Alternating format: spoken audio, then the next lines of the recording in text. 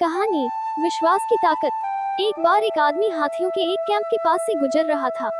उसने अचानक देखा कि वहां मौजूद विशालकाय हाथी पिंजरे में बंद होने या लोहे की जंजीरों में जकड़े होने के बजाय अपने पैर में बंधी एक छोटी सी पतली रस्सी से बंधे हुए थे। वह आदमी हैरान रह गया।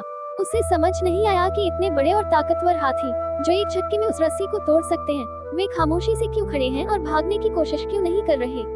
अपनी जिज्ञासा मिटाने के लिए उसने पास खड़े महावत ट्रेनर से पूछा, भाई, ये हाथी इतनी शांत क्यों खड़े हैं? ये बस एक झटके में रस्सी तोड़कर आजाद हो सकते हैं, फिर भी ये कोशिश क्यों नहीं कर रहे? महावत ने मुस्कुराते हुए जवाब दिया, जब ये हाथी बहुत छोटे थे तब हम इन्हें बांधने के लिए इसी आकार की रस्सी का इस्तेमाल करते थे। उस उम्र में ये रस्सी उन्हें रोकने के लिए काफी थी।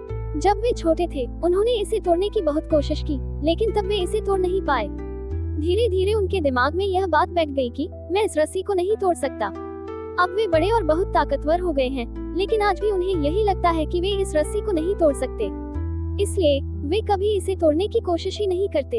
इस कहानी से हमें क्या सीख मिलती है? मॉरल ऑफ द स्टोरी, उस हाथी की तरह हम में से कई लोग अपनी जिंदगी में सिर्फ इसलिए आगे नहीं बढ़ पाते क्योंकि हमारे दिमाग में पिछली किसी असफलता, फेलियर की वजह से एक मानसिक रस्सी बंधी होती है। सीख, सिर्फ इसलिए कि आप एक बार फेल हुए थे, इसका मतलब यह नहीं है कि आप हमेशा फेल होंगे। अपनी पुरानी धारणाओं, मेंटल बैरियर्स को तोड़ें और अपनी असली ताकत को पहचानें।